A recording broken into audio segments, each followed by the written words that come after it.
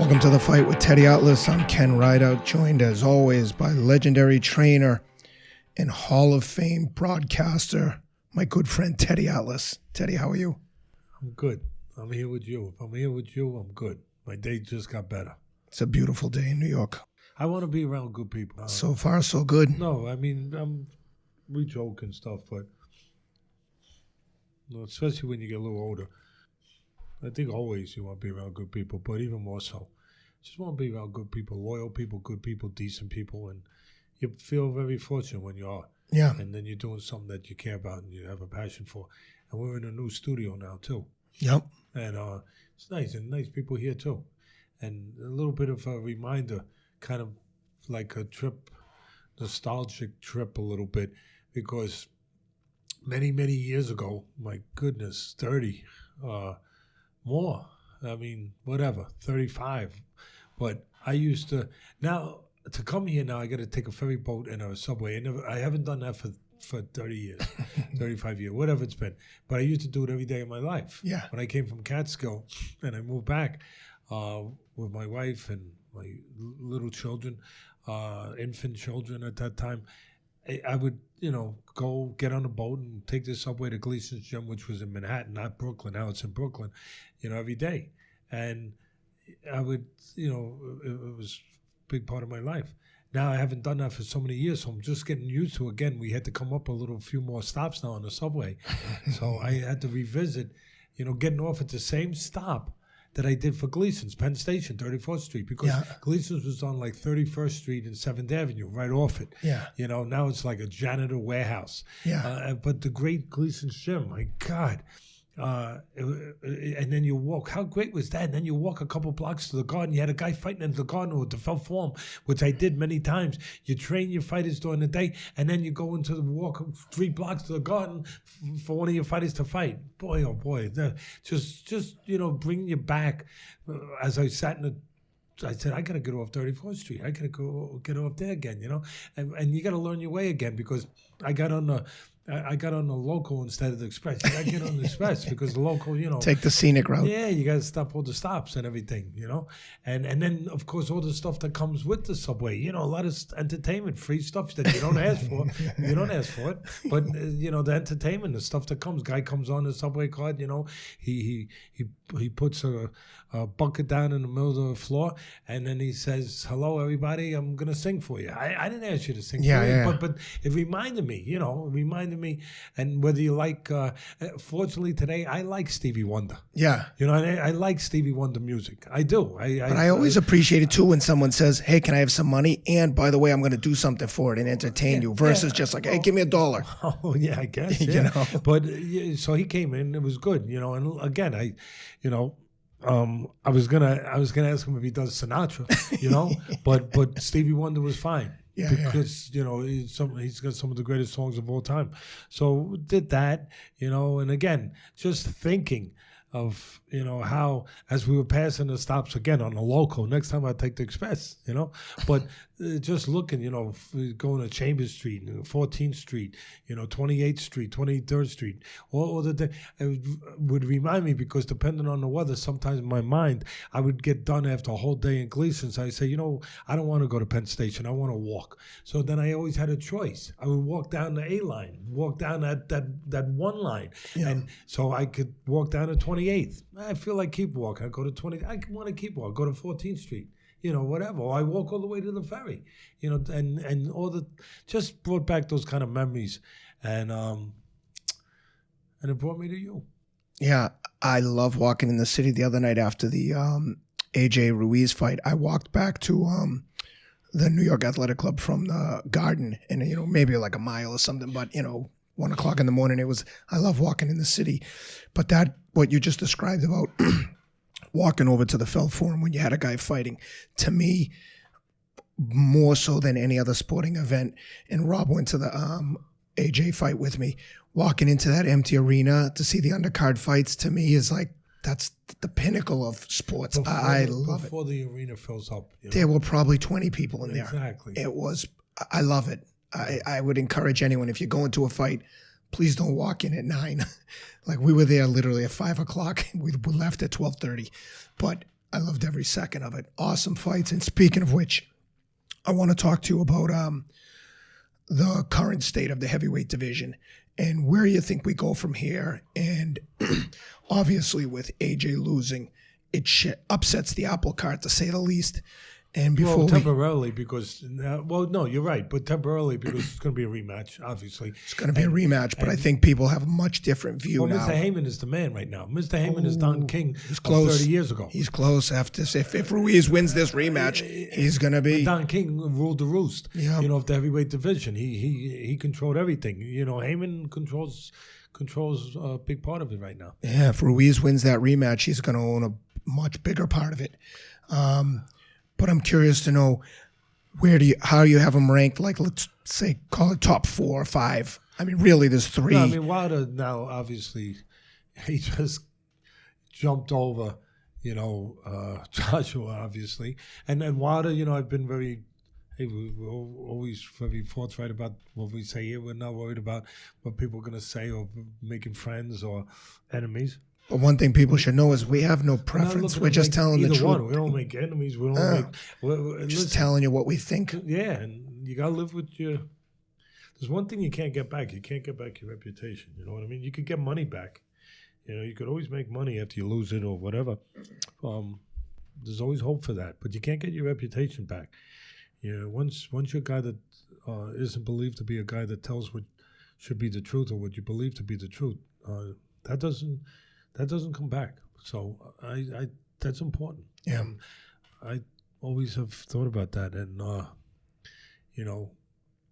I've lost a lot of opportunities for money because of those things. But I haven't lost my reputation for what I want it to be.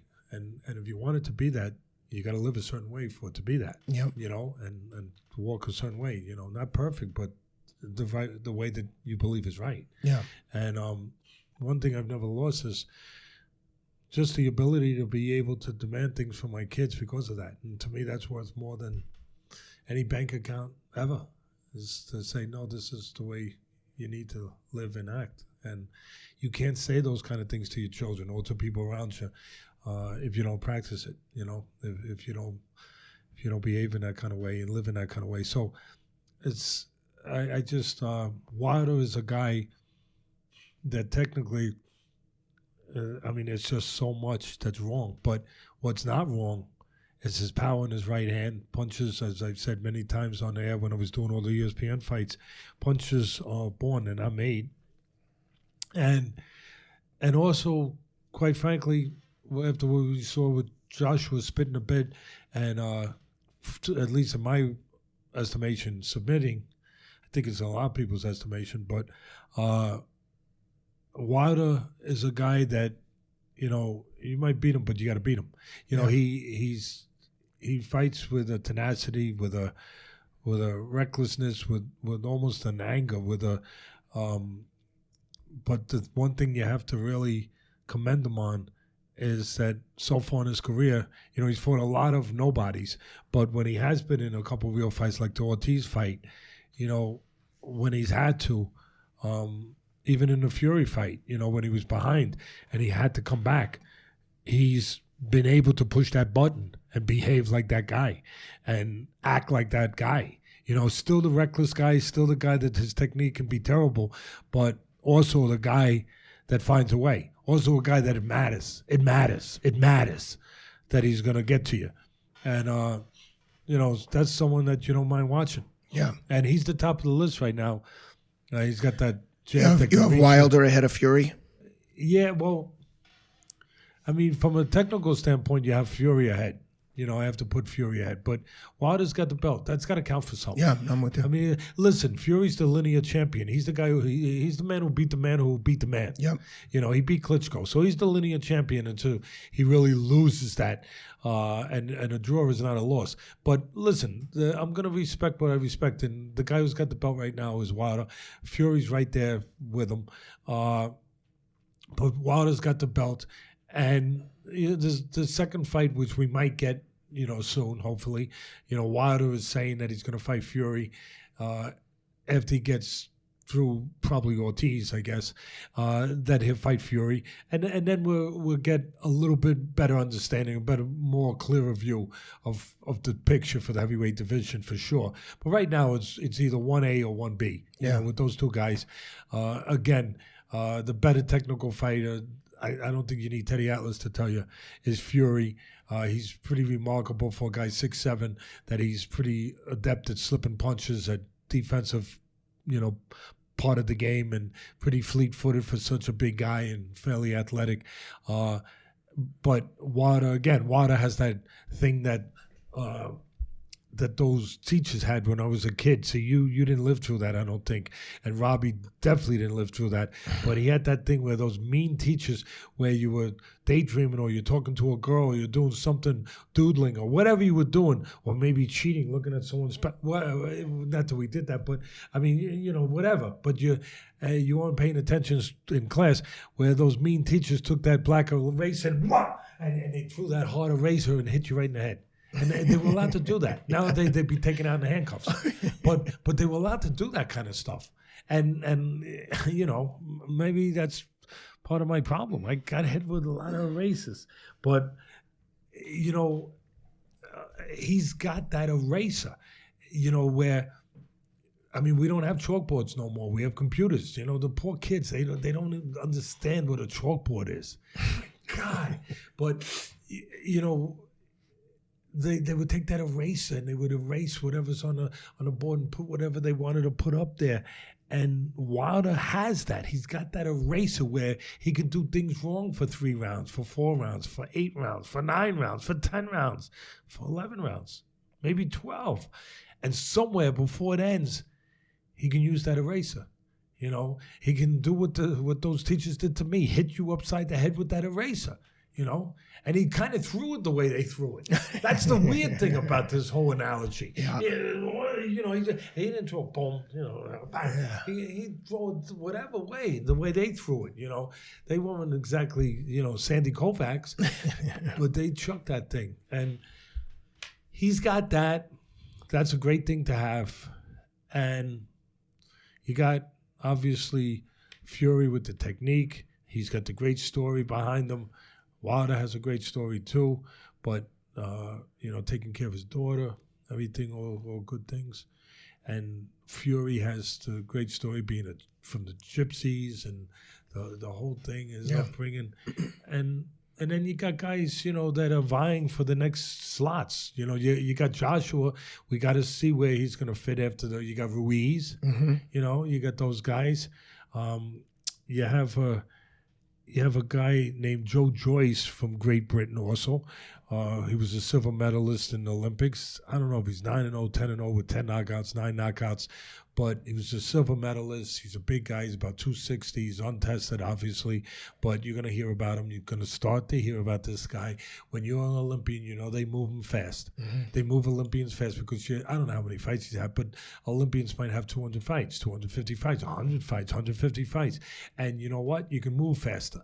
So he'll be moving fast, especially when you see Ruiz win. And really, that's going to open the floodgates where everyone's going to come. But if I put anyone at the top of that list, and then you got guys like Konaki, Polish fighter who's like 19-0.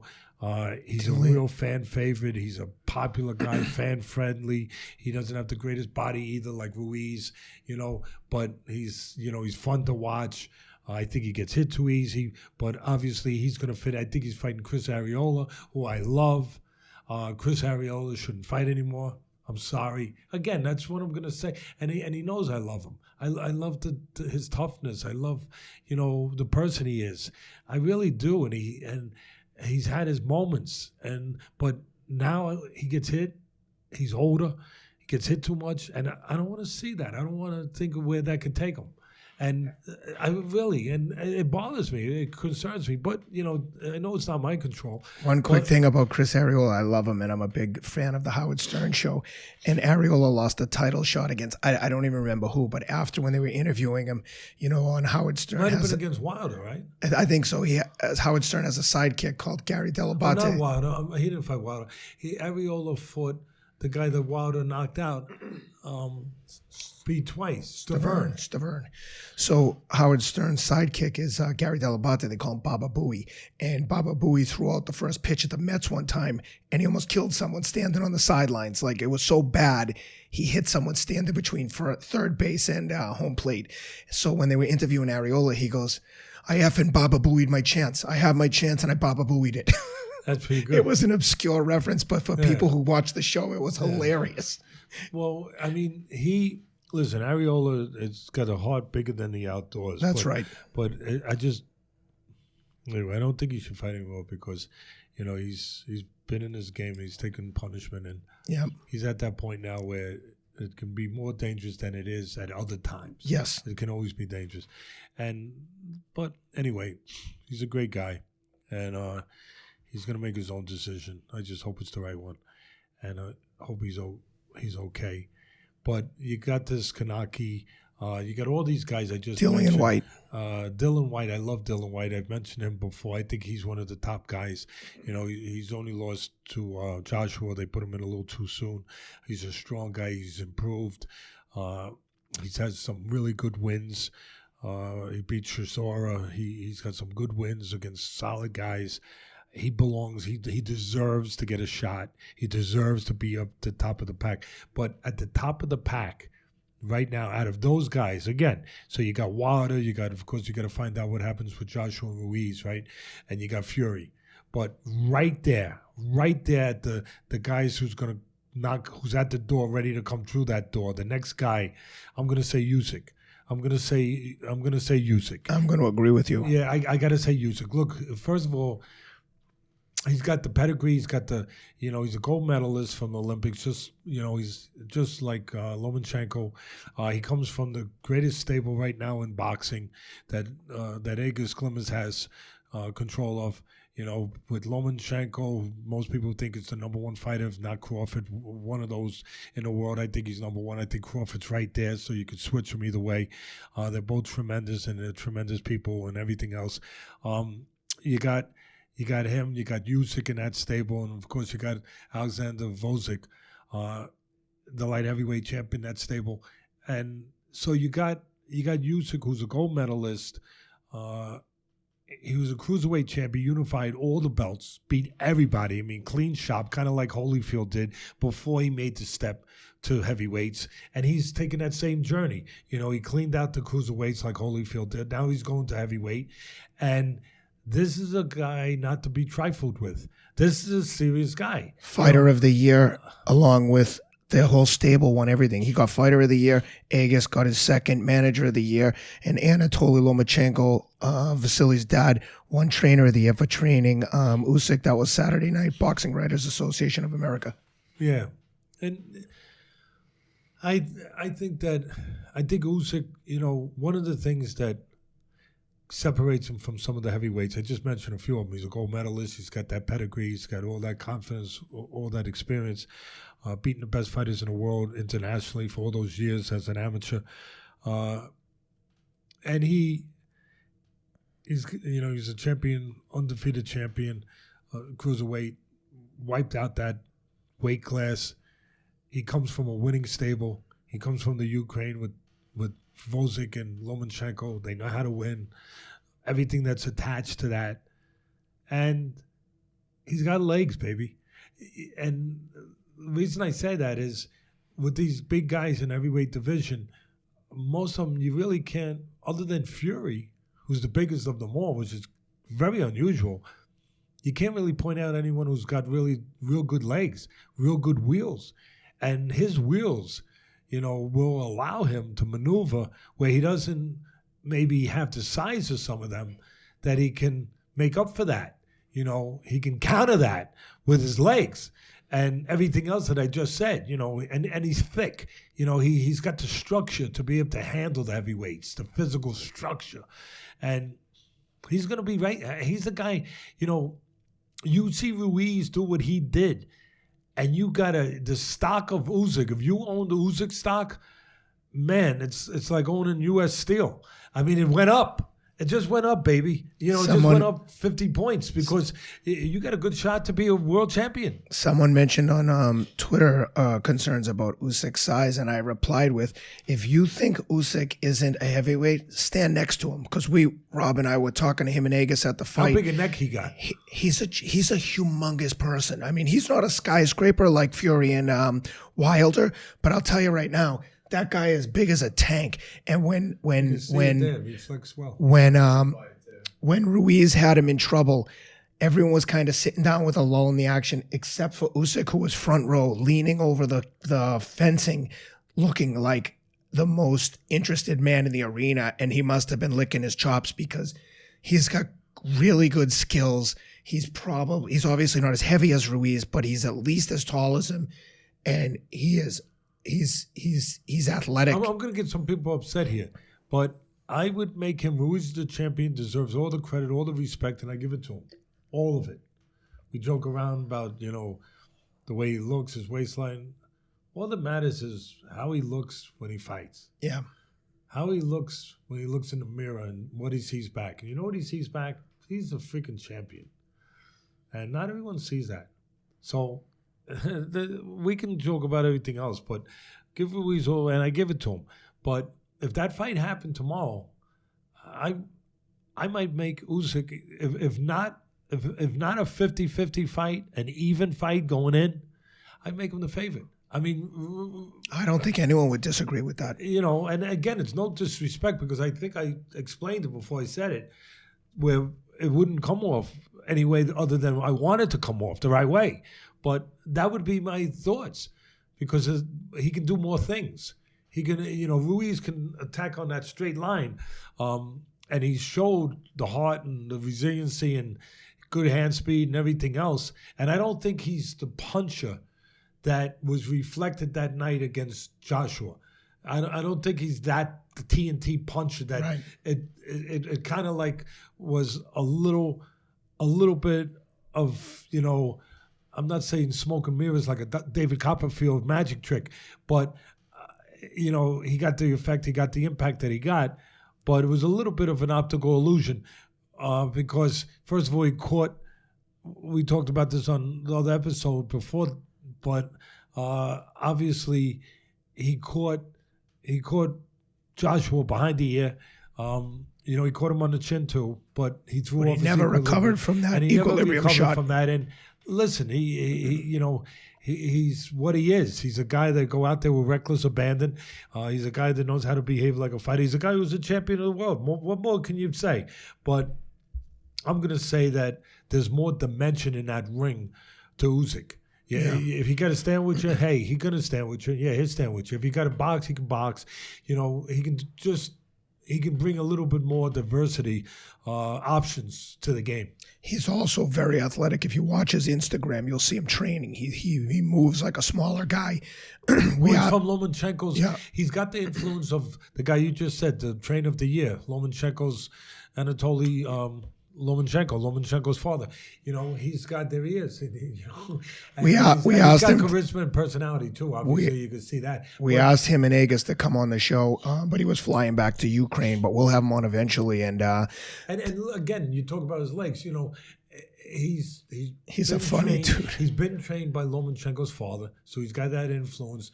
And Lomachenko's has the best legs there are in boxing, and he's a funny guy. This guy is really something. So when we went over and talked to him, I asked Alex Vosdick on the phone before I went to talk to Usyk. I said, "Does he speak any English?" He says, "Not a single word." I was like, "Oh, great!" So we went to find Agus.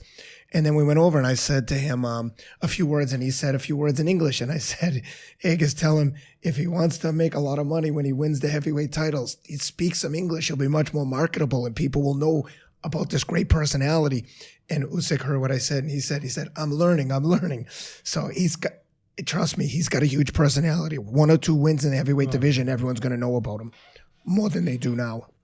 Also, Rob will get up something that I had asked for to make a comparison to Wilder because, I want to be fair and even here where I don't pick on just a guy. I pick on whatever I think is there to make a point of. And I always talk about the technique of Wilder and his great right hand, and you know that he's got poor technique. He's out of position a lot of times. Wilder, that is, when he throws his punches. And there was a guy. I'm not picking on you. I'm just pointing something out. And you're in good company, because there was a guy many years ago when the heavyweight division and heavyweight championship was really the biggest thing there was in sports. Boxing was the biggest sport in the country, bigger than baseball. And where Max Baer, who was the champion of the world at this time, and he's fighting a really big guy here, and it's kind of interesting. You know, it's kind of like Wilder against Fury, because Fury is so big, and Max Baer, you can see, was this big guy. Max Baer, he's the guy with his back towards us, but not as big as Canelo, who was about 6'7". He was like furious, and the thing that they had in common, that for me, was that they both had great right hands. Max Baer had a tremendous right hand, but their technique would suffer. They would load up with it. They get out of position. Let's watch a little footage. So again, this is a Max Baer. I wanted Rob to grab this, and he grabbed it from me, and we can let it run now. And there's Max Baer. Whoa! He landed the right hand, but you could see, he fell forward with his right foot. There's the right hand again, looping there. He's out of position, but of course he's effective. He's got him. The referees let fights go a little longer back in those days. I think he's ready to let him hit him with a chair. Quite a bit longer, actually. It looked like he stopped it. He said, he got up, I'll let it go. So he changed his mind, I mean, God, you didn't want this referee in there if you were having a tough night, that's for sure. But just look, you see what I'm saying? So you people out there that hear me say, Wilder's technique's bad, I'm fair about it. I'm pointing out another heavyweight champ whose technique wasn't too good, but he was heavyweight champ of the world. And that was Mr. Max Baer right there, that you could see is flinging shots from left and right. Not to mention he's flinging shots with the equivalent of like a mitten on. Yeah, it looked like he had like 3-ounce gloves. Well, that's true. Back in those days, they fought in 6-ounce gloves. I mean, nowadays they fight in 10. Yeah. Some weight classes, depending on the weight, they fight in 8s. Yeah. But usually for heavyweights, it's 10. And there they were back in those days. Before that, they were fighting in 4-ounce. There was a time they fought in 4-ounce. Might as well just have none. Well, no. But in some ways, you might as well say that the UFC was around longer than we thought. They were around before we understood that the UFC existed. Yeah. Because they fight in almost no gloves. But there, again, you see the similarities. So again, you people out there that think I'm being unfair, I'm not being unfair. I'm being honest. Look at that. I mean, that's Max Baer, baby. But no, that's Wilder. And very similar to what you saw how many years ago. We're talking about Max Baer back in what, the 30s, the 40s? By the way, as we're looking at this clip, you know who that was refereeing? The great Arthur McCanty Jr., my good friend. Yeah, Arthur McCanty, first of all, he's a great ref. And his father was one of the greatest, if not the greatest ref. But Ref Ali Frazier, his dad. He refed a lot of huge fights. Yeah. And that was doesn't get bigger than that one. Yeah. But his father was one of the greatest referees of all time. Arthur Jr. is a great dude. A great human being. And Arthur Jr. is both. Yeah. He inherited both traits as a referee. I wish he worked more. And a human being. But again, you see the similarities of Wilder and Max Baer. And I wanted to make that point. Yeah. That sometimes, as much as we move forward, we don't change. Mm-hmm. That there's some things that stay the same. And we have a heavyweight champ who reminds me, who would have thought that? But reminds me of a guy that goes all the way back to the 30s and 40s, Max Baer. I just wonder if Wilder in the next fight shows some signs of improvement since that wild fight against Wilder, because we didn't see anything against Dominic Breazeale. That's a fair point, but I'm going to take you on. I'm going to throw a little bit of a light on that point. It's a fair point, but again, is it real, or is it a little bit of convenience and what we want to see, a mirage? Because, he looked like he improved, but against a very cooperative, stationary opponent in Breazeale, where Wilder looked better, but he looked better because he was able to throw the jab. Breazeale was right in front of him. Oh, yeah. He was able to throw that jab and then follow with the straight right hand, and the night was over. 1, 2, 3. So we didn't get into those stages where he could have got tested in other areas, where in the deep end of the pool, where we could have seen some of the other stuff come out. Yeah, that's actually what I meant to say. Is we didn't get to see against Brazil, but I'm wondering if he took anything away from that Wilder fight, from the Fury fight, and worked on any of the technique that was so exposed in the Fury fight. Well, I'm sure they worked on it. Yeah. I'm sure they were. That doesn't mean we got a chance to see if it really Exactly. was reflected. That's right. In that fight, because Brazil, again, I'm going to say it again, was cooperative. You know, he's right in front of you and, you know, hit me, and he hit him. But I would say that Wilder should improve, because in that area, and his forte, of course, is the jab and the right hand, the delivery system of the jab to set up the right hand.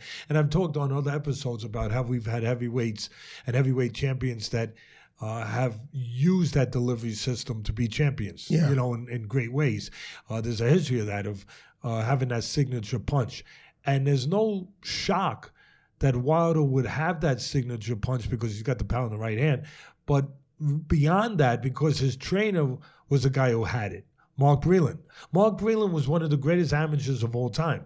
And Mark Breland was a guy that actually scared the crap out of people in the amateurs. They would actually get out of his weight class when they found out that he was in the tournament, because that's how devastating it was with the right hand. And again, it was a long jab and a straight right hand, just like Wilder.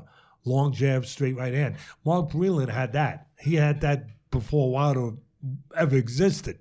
And Mark Breland also won a welterweight title in the pros too, but he was one of the greatest amateurs of all time, and he got it done with length, you know, height, length, jab in the right hand.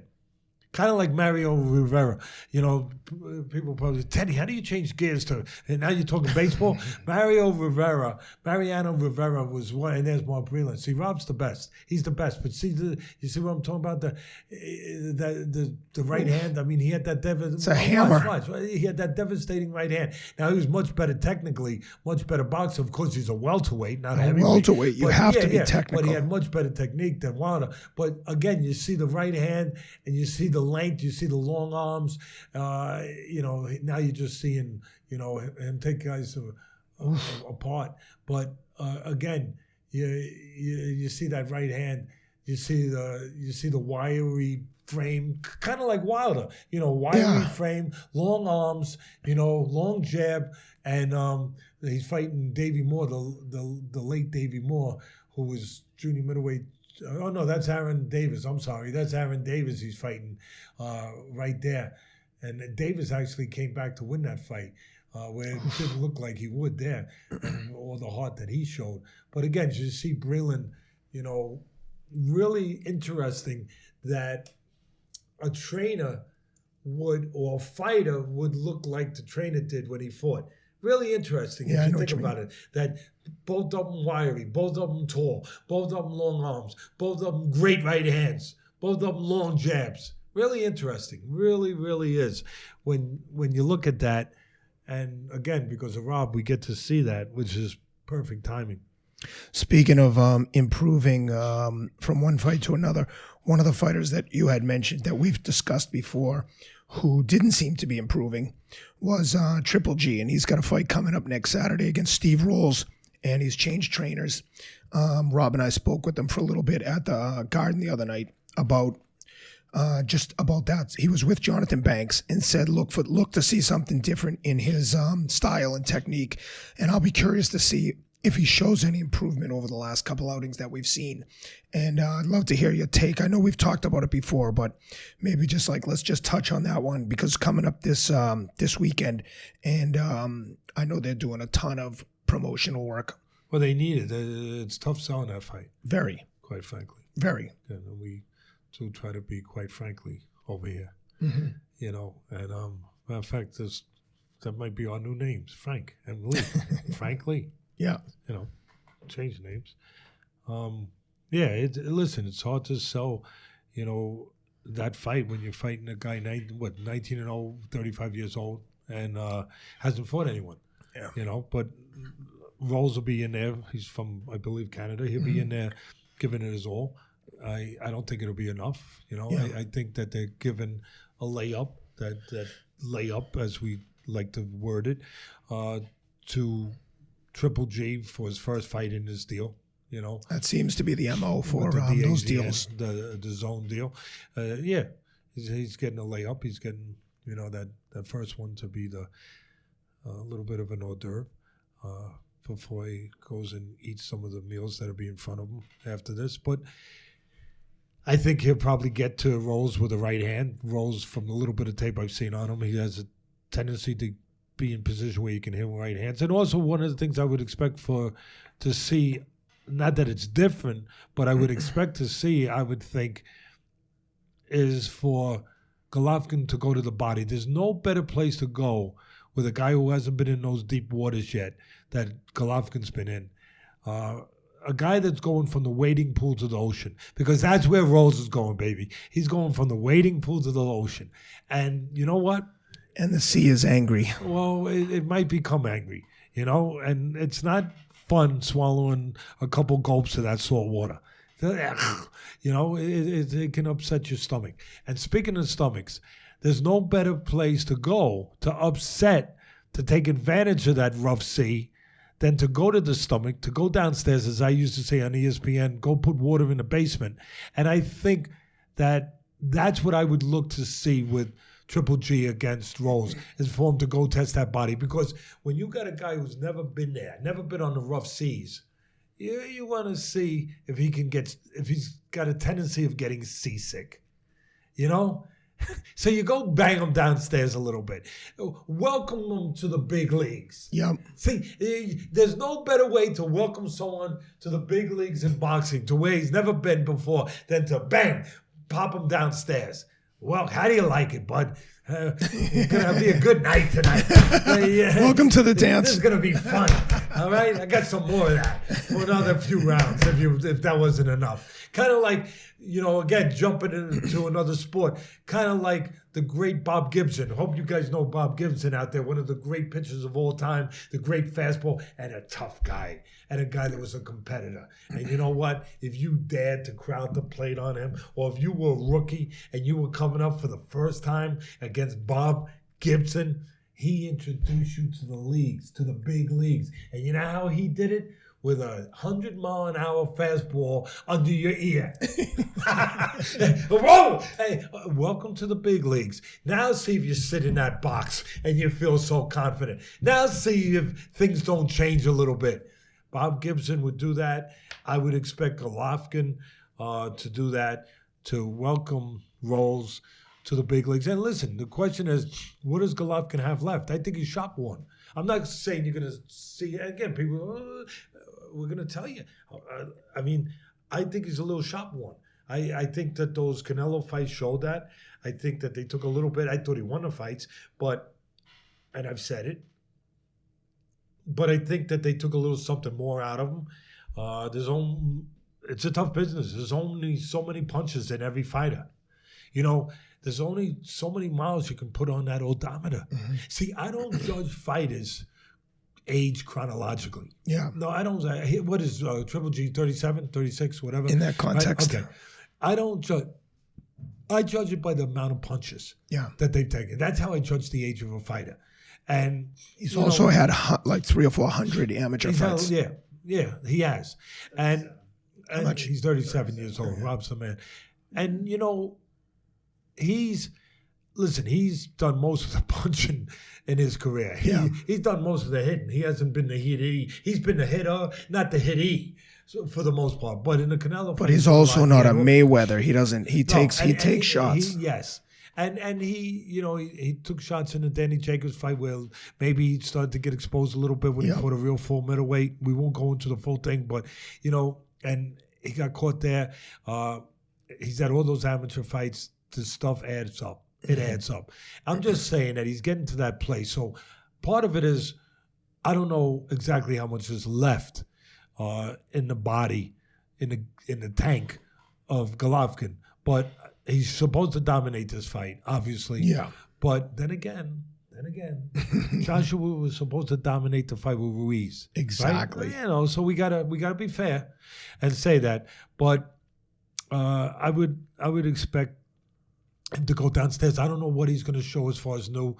He got a new trainer. He's got Jonathan Banks, who was the protege the assistant of the great late Emmanuel Stewart, and he, Jonathan Banks replaced Emmanuel Stewart when he passed away and took over the training duties with Klitschko, with Vladimir Klitschko, and I think that's why he's in there, because Golovkin was promoted for years by the Klitschkos, and I think that had some influence that when he was looking for a new trainer.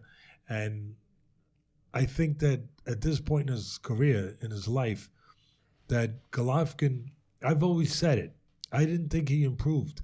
I just thought he never got any better. Like he depended on his physicality, being the bigger guy for the most part. He was fighting a lot of junior middleweights, taking nothing away from him, but he was fighting a lot of junior middleweights, and he was knocking them out.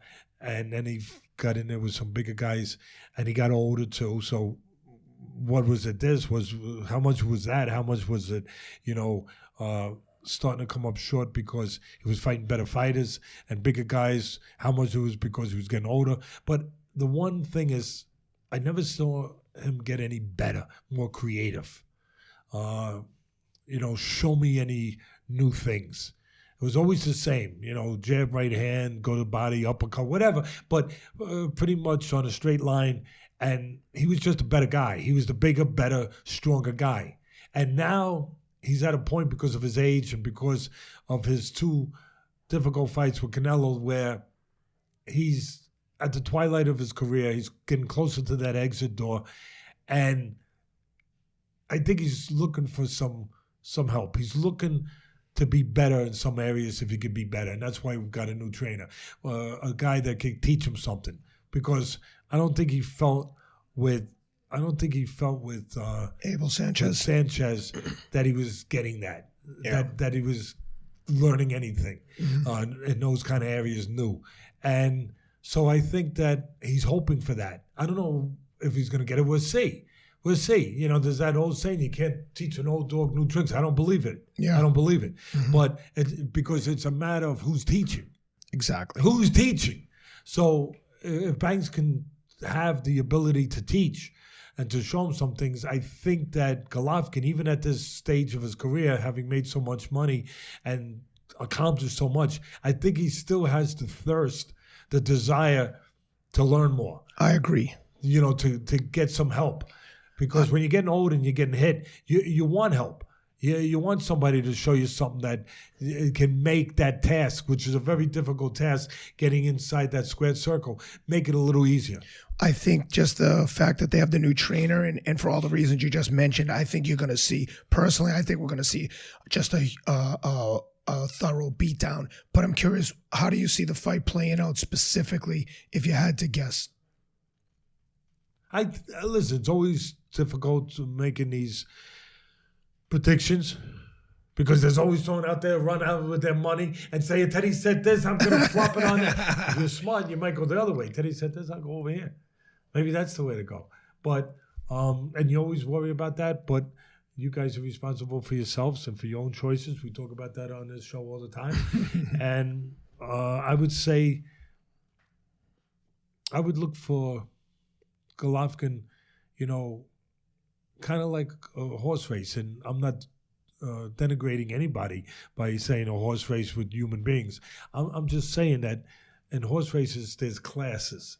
Your horse goes up in class, goes down in class. He's going up in class, obviously. You don't need me to tell you roles. And I just think that at 35 years old, going from the wading pools of the ocean, there's going to be a few waves waiting for him, And I don't know if he's going to be ready for that. I think that I would expect, again, for Golovkin, again, it's a matter of what's really left. I don't know. But in this case, I think I'm going to make an assumption that there's enough left at this different class level to be able to get the job done, and you would hope to be dominant.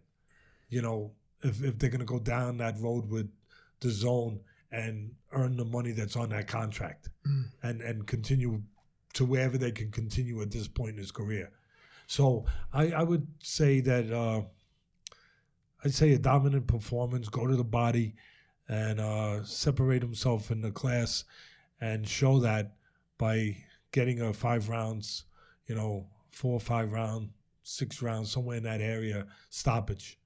Could it turn out that it becomes something completely foreign to that? Yeah, no kidding. But that's, for me, that would be the performance you're looking for. That if there is anything to show, to work on, that he's learned, to take 4 or 5 rounds to show that. Yeah. To show that, and then to dominate, to take control, to separate yourself the way you're supposed to separate yourself in this kind of fight. He's a much bigger favorite than Anthony Joshua is. I think he's minus 7,000 and to plus 3,000 on rules. So to me, it's hard to bet either way because typically. I'm going to say, 4 or 5 rounds. Golovkin, somewhere in that area, 6 rounds. You're supposed to get to him. Yeah, you're supposed to. Yeah, does that mean that it has to happen? No, of course not. It's gambling that we're talking about right here. Yeah. But that's a lot of wood. That's too much for me. I typically like to throw a small bet on the big underdog like that, but we got to have on this show. You know what we got to have? We're going to talk about this kind of stuff. We got to have my man, a good friend of mine, who's probably the most renowned handicapper, sports bettor. There's very few sports bettors that can make a living at it. Would you agree? Very few. Right? I mean, come on. Very few. Right? Like Customato used to tell me, hey, Teddy, those casinos don't keep getting bigger because they lose. Exactly. They don't keep adding on because they lose. That's right. Well, it's true. Same with sports betting. They change the rules. Yep. So, but the guy that does it for a living for many years, he's got his own TV show now on Showtime. He's one of the guys that's involved in the show. He's a good friend of mine, my family's. He's a good human being. His name is Billy Krakenberger, and he's the man. Is that show called Sharps? Yeah, on Showtime. I think that's it. He's one of the guys that is highlighting. It's a funny show. That's highlighting that show, and he's the best of all of them. Yeah, and this is what he does. This is what we do. This is boxing is obviously the only thing I really know. Or to the degree that I know it, out of everything, like I say, I don't hide it. I painted one house when I was young. Other than boxing's been and the house I painted it well. I stripped it down, I scraped it, put 3 coats on. I mean, really, primer. Really, primer. I know. I've done it all. Trust me. Yeah. So, but other than that, boxing has been, has been a journey for me, and I've been blessed. I've been lucky. But Billy Krakenberger, good friend. He's a guy that I think is probably the elite in that business of sports handicapping, and he knows all the numbers. He doesn't do. It's not gambling for guys like him. It's about having an edge. Yeah. It's like the stock market. Yep. It's not gambling. Like taking calculated. Like the reality. Really, you walk to a casino with him. If you go near a table, he'll look at you like you're a fool. Like you're a fool. Like. Where are you going? Oh, I was going to go play a little roulette. Roulette? What? The odds on they're 0.2, and he starts hitting you with that. Oh, yeah, really? Yeah. Well, I'm going to play blackjack. They have the edge on blackjack too. It should be this, but the house, taints it and slices it where they get this advantage, instead of that, whatever the game is. He won't go. I mean, he'll play blackjack but other than that, he'll only play that under certain circumstances too. How many decks? The whole thing. So again, he'll look at you like you're nuts. And a lot of people think, and they're wrong. They'll say, "Oh, he's just a gambler." He'll bet. No. He's not one of these guys that are betting on a cockroach race, these maniacs. No, only on things that he has more information than the others. He has enough information to have an edge. And there he is. There's my man. That's my man right there. Wow. There he is. We were at Peter Luger's, and the best steaks, I think, in New York. One of the best and maybe in the country. Bill looks like he enjoys a good steak. Hopefully there'll be a sponsor. Yeah, I mean, hopefully he does. Hopefully there'll be a sponsor, Peter Luger's. We're getting sponsors out of this stuff. I don't imagine he ever tells them, no, skip the bread.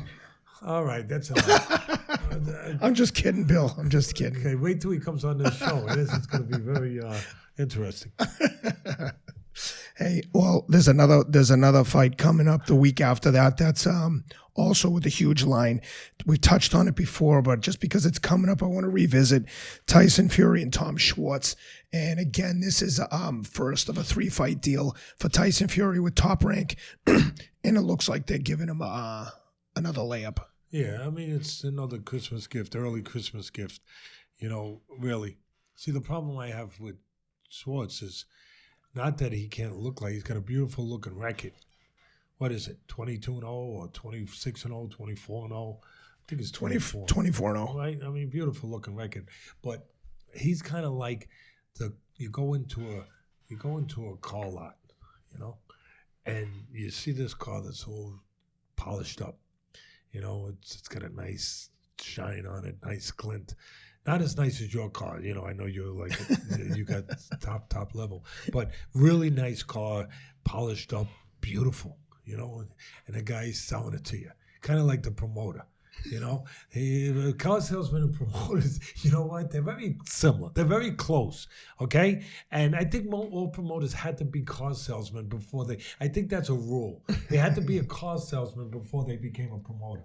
So you got this promoter, car salesman, I'm sorry, and he's in a car lot, and look at this baby right here. This baby's beautiful, 24-0, baby. Look, the polish, look at the wheels, look at the curves on that body there, the aerodynamics of it. Everything is really beautiful. Can I open the hood up? No! What? Can I open it up? Don't just take it. Just buy it. It's beautiful. What do you want to open the hood for? You might see that there's no engine in there. And that's kind of that's what I think of this fight. I'm sorry. And now listen, having said that, I'll put it all out there. Having said that, Fury's the kind of guy that clowns around. He might have his clown shoes on that night and say, I'm going to fool around. I'm going to do this. I'm going to do this. I'm going to do, I'm going to do all that stuff. And maybe the fight lasts longer than maybe it should. But other than that, this is the car with no engine in it. It's not going to get out of the driveway. It might not get out of the driveway unless you push it. So if it gets pushed, and the guy pushing it would be Fury. Yeah. Fury would be pushing it by clowning around. So he pushes it, all right, it's going to get a few blocks. But, and Fury's not a big, huge puncher. He's just a big, huge guy. But, so it's going to be up to Fury. Does Fury come in there to play around and entertain you with his first fight with this deal with ESPN? Does he come out there to play, or does he come out there to fight and to be serious?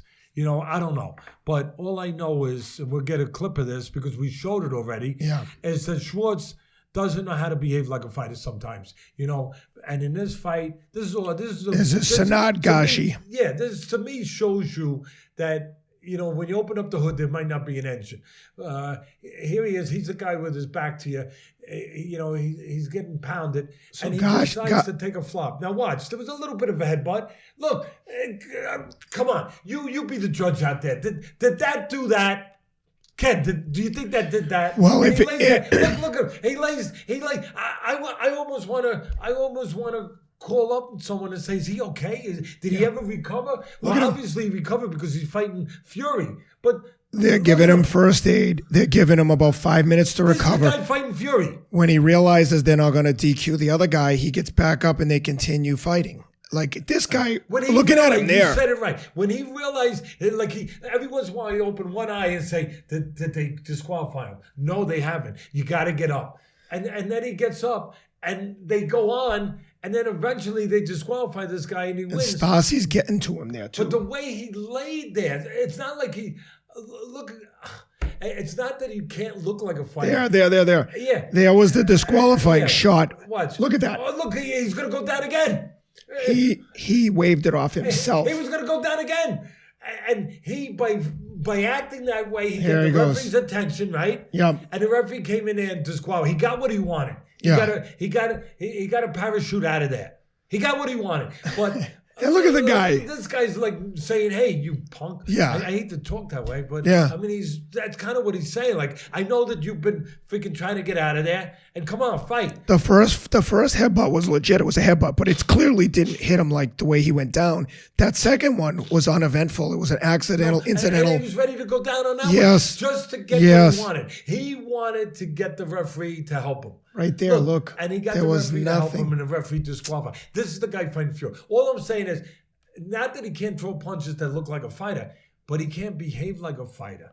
I want a guy who behaves like a fighter when the moment comes. Yeah. Now, if that moment comes with Fury, this is what you're going to get. That's what you're going to get. Maybe that moment won't come with Fury. I mean, the guy's... this is what you get. They waved it off, All and the right? guy still wants to keep fighting Stasi. Again, by being this forward and frank about the things we are, because we want to give the audience everything that's to give them. This is there. Will most people give them this? No. But it's there to give them if you're ready to go down that road and do your work like we did. We looked and we saw what we saw. We can give you that information. Then you digest it the way you digest it, but at least you should have that information. Yeah. And you know what this is a good thing for? It's a good, because you're showing the fans things they normally wouldn't get a chance to know going in. But it's good for me in a selfish way. It eliminates the amount of Christmas cards that I'll get at the holidays that I don't want. You know, I don't want all that extra clutter. Yeah. My wife takes the string. Does your wife do that? You take the string, you put it. She's the best. She's got a new I've design no every question. year. But she puts the string and puts all the opens them up and puts the, Well, now in my house, you're gonna have a lot of string, but not so many cards.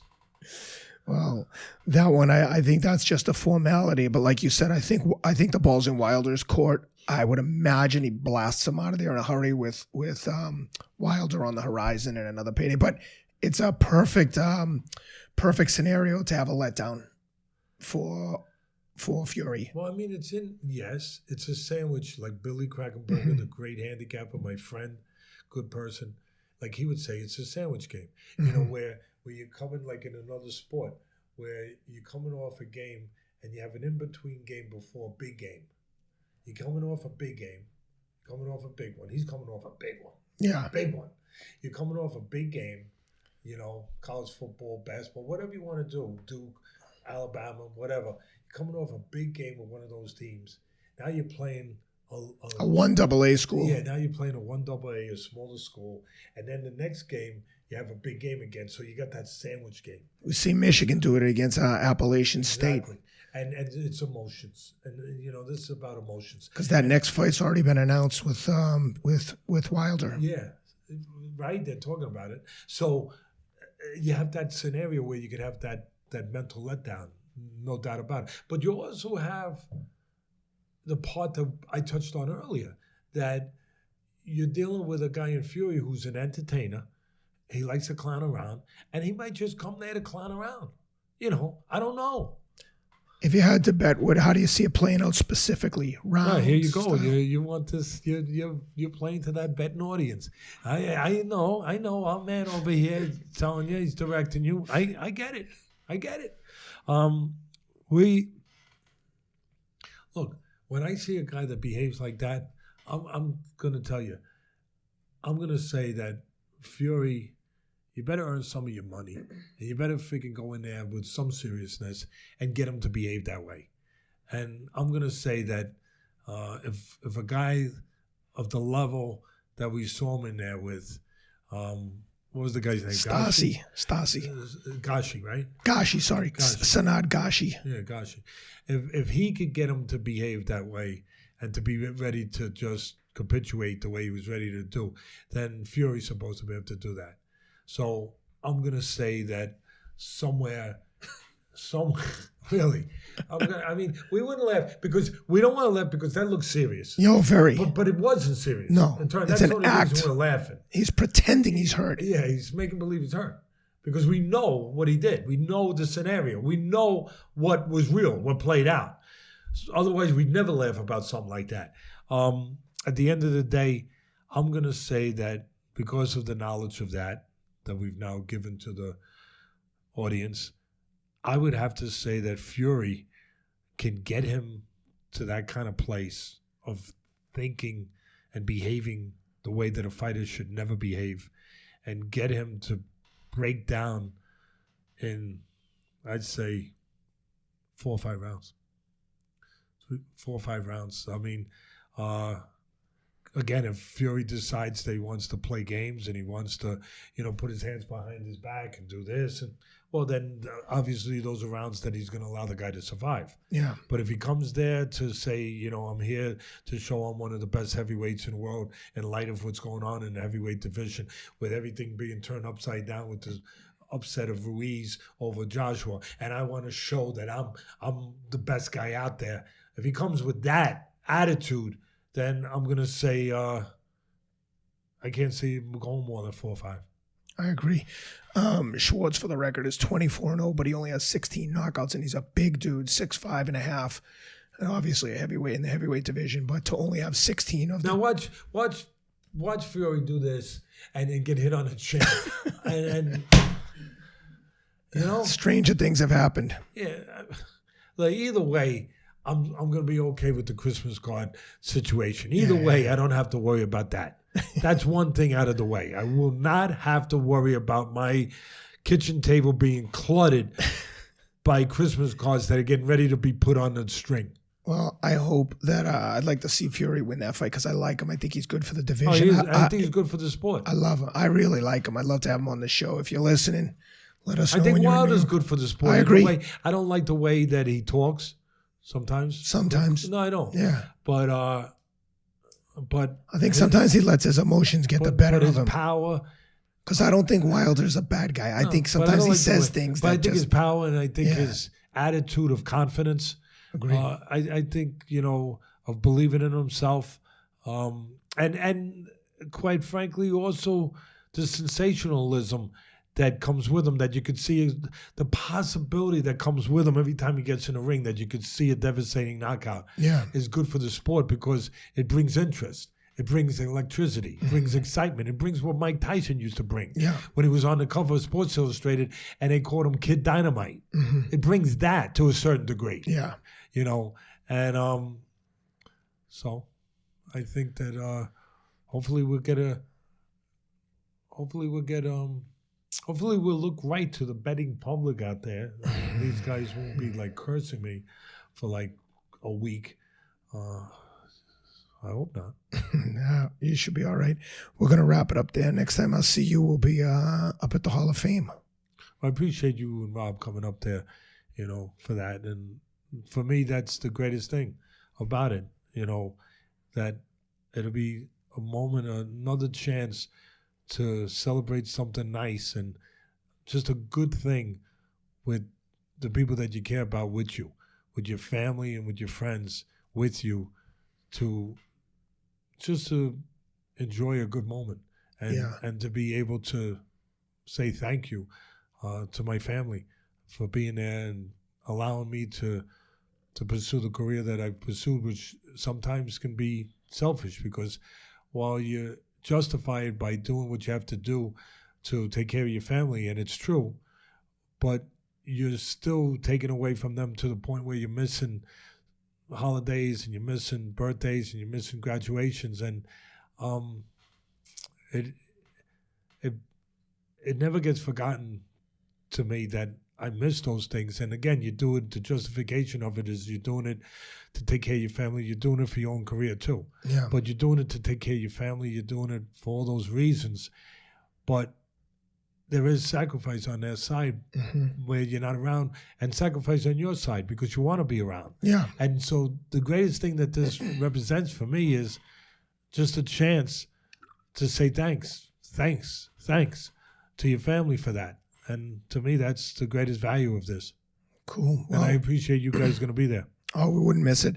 Well, it'll be a lot of fun, and we've got some interesting guests lined up to speak with us up at the ceremony. Yeah, there's going to be plenty of them up there. I mean, you got all the special people in the sport of boxing will be there. or from past, present and future, they'll all be there. Yep. So stay tuned, and we'll be back with you shortly. Thanks for tuning in, and continue to subscribe, comment, share the links. Appreciate all the support. And be kind to him. Be aware of the sensitivity. He's a good man.